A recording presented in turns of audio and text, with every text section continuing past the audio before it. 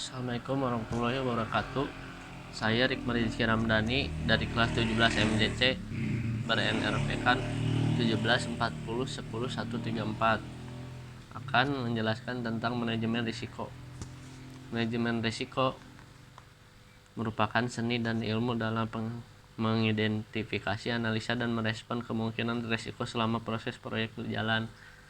Dan ada yang menyebutkan juga manajemen risiko adalah suatu pendekatan terstruktur metodologi dalam mengelola ketidakpastian yang berkaitan dengan ancaman suatu rangkaian aktivitas manusia, termasuk penilaian risiko, pengembangan strategi untuk mengelolanya, dan mitigasi risiko dengan menggunakan pemberdayaan atau pengelolaan sumber daya.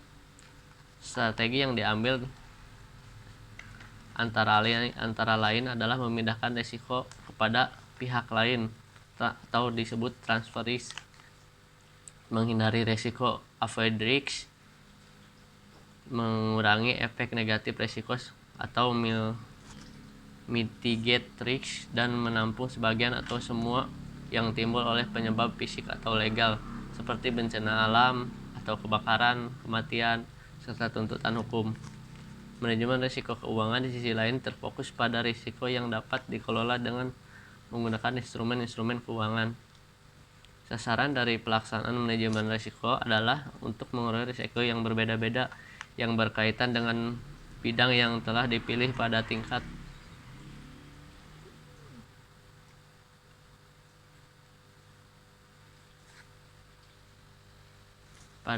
yang dapat diterima oleh masyarakat.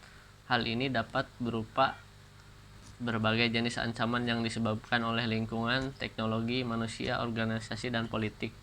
Di sisi lain, pelaksanaan manajemen risiko melibatkan segala cara yang tersedia bagi manusia, khususnya bagi entitas manajemen risiko, manusia, staf, dan organisasi. Manajemen risiko seringkali terabaikan dalam sebuah proyek, tapi sebenarnya manajemen risiko dapat membantu mendevelop sebuah estimasi yang realistis. Komponen manajemen risiko. Manajemen risiko memiliki komponen tertentu yang membedakannya dengan manajemen bisnis lain.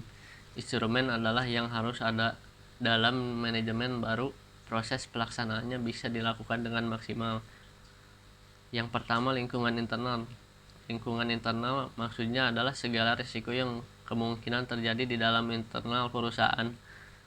Di dalam komponen ini tidak ada deteksi terhadap risiko yang terjadi antara perusahaan dengan faktor luar seperti pelanggan, klien, dan semacamnya. Sekalipun kadang efek risiko internal ini juga berimbas pada hal tersebut.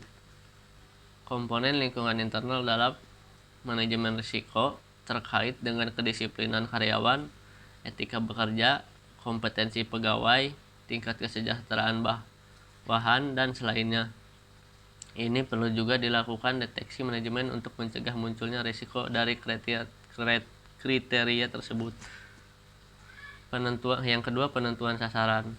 Penentuan sasaran maksudnya adalah pihak perusahaan harus memasukkan sasaran risiko yang jelas yang akan coba diselesaikan melalui sistem manajemen.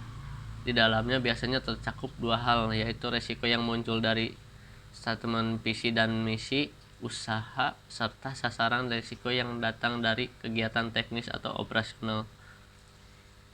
Tidak dimungkiri setiap perusahaan pasti memiliki visi dan misi usaha, namun terkadang apa yang diidamkan tersebut tidak sesuai dengan harapan. Nah, dengan adanya komponen ini bisa dijelaskan apa penyebab masalah tersebut dan bagaimana cara menyelesaikannya. Begitu juga yang terkait dengan kegiatan teknis atau operasional. Tidak bisa dibantah kalau visi dan misinya bagus, tetapi ketika sudah dilaksanaan malah menjadi buruk. Hal ini bisa terkait dengan kompetensi pekerja atau kepatuhan pada planning yang masih kurang. Yang ketiga, identifikasi peristiwa. Komponen manajemen risiko yang ketiga adalah identifikasi peristiwa. Maksudnya adalah tidak disebutkan manajemen risiko jika pihak perusahaan tidak memiliki data dan hasil identifikasi peristiwa. Seharusnya ini memang sudah didapatkan sebelum usaha mulai dijalankan. Untuk komponen ini boleh tidak mengakomodir semua risiko, tetapi minimal kegiatan yang potensial saja dengan berbagai pertimbangan masalah yang muncul jauh lebih besar. Sekalipun demikian, tidak semua peristiwa bisnis teridentifikasi merugikan. Oleh sebab itu, silakan dipilah mana peristiwa yang bernilai positif, mana yang negatif.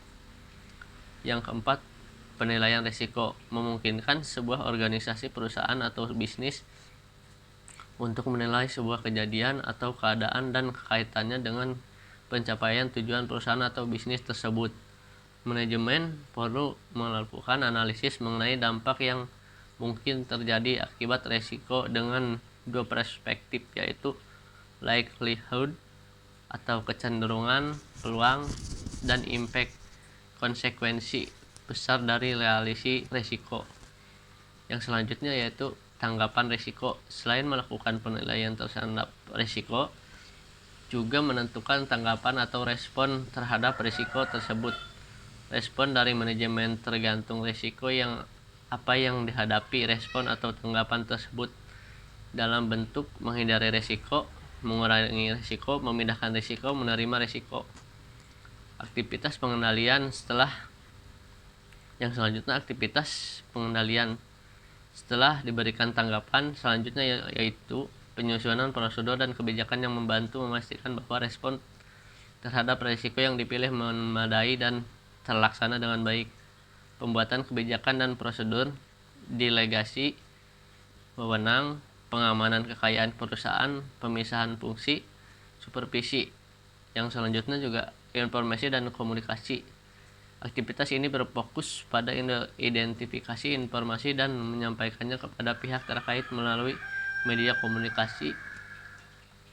Informasi yang relevan diidentifikasi, diperoleh, dan dikomunikasikan dalam bentuk dan waktu yang tepat agar personal dapat melakukan tanggung jawab dengan baik. Pemantauan atau monitoring. Monitoring adalah komponen terakhir dalam manajemen risiko.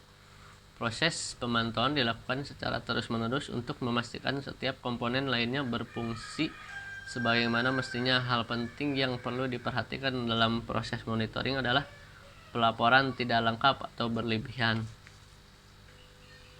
Ada beberapa kategori risiko secara umum.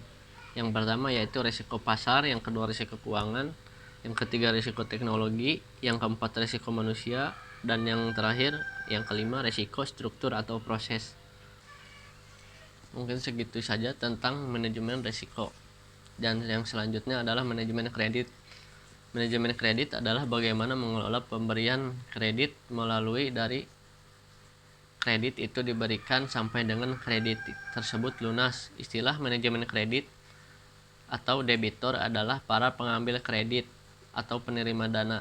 Kreditur adalah pihak pemberi kredit atau penyedia dana. Kredit yaitu suatu fasilitas keuangan yang memungkinkan seseorang atau badan usaha untuk meminjam uang, untuk memberi produk dan membayarnya kembali dalam jangka waktu yang ditentukan.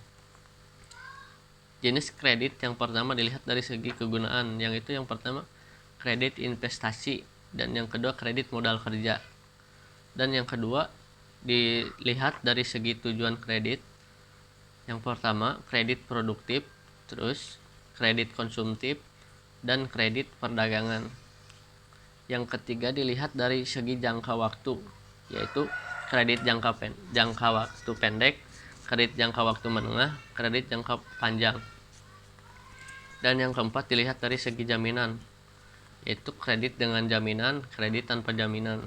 Yang kelima dilihat dari segi sektor usaha, yaitu kredit pertanian, kredit pendidikan, kredit profesi, kredit perumahan, dan sebagainya.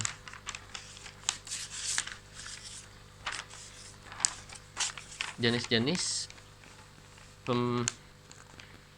pembesaran suku bunga kredit, yaitu flat rate, sliding rate, floating rate, dan yaitu terus prinsip-prinsip pemberian kredit, yaitu ada 5C: karakter, capacity, capital, collateral, condition.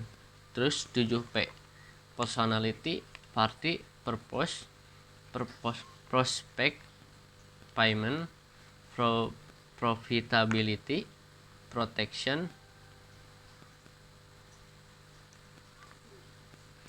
prosedur pemberian kredit, yaitu yang pertama pengajuan proposal yang di dalamnya ada riwayat perusahaan, tujuan pengambilan kredit, besarnya kredit dan jangka waktu, cara pemohon mengembalikan kredit, dan jaminan kredit.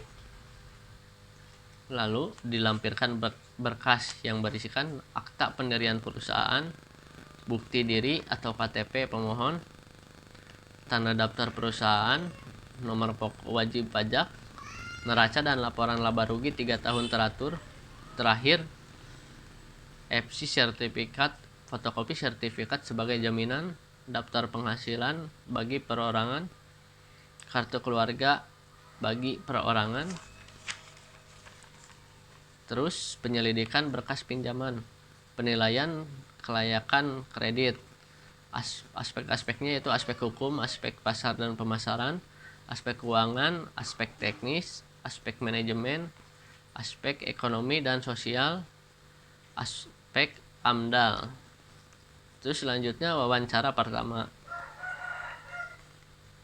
Terus peninjauan ke lokasi. Selanjutnya wawancara kedua. Terus keputusan kredit. Selanjutnya penanda tanganan akad kredit, dan yang terakhir realisasi kredit. Nah, terus ada juga kualitas kredit, yaitu banyaknya kredit yang diberikan pihak perbankan yang tidak menimbulkan masalah. Untuk menjaga kredit yang diberikan tidak menimbulkan masalah, maka pihak perbankan harus memperhatikan dua poin, yaitu tingkat perolehan laba atau return, dan yang kedua tingkat resiko. Teknik penyelesaian kredit macet. Kemacetan kredit bisa disebabkan oleh dua faktor. Yang pertama dari pihak perbankan dan dari pihak nasabah. Penyelamatan kredit macet yaitu ada 5.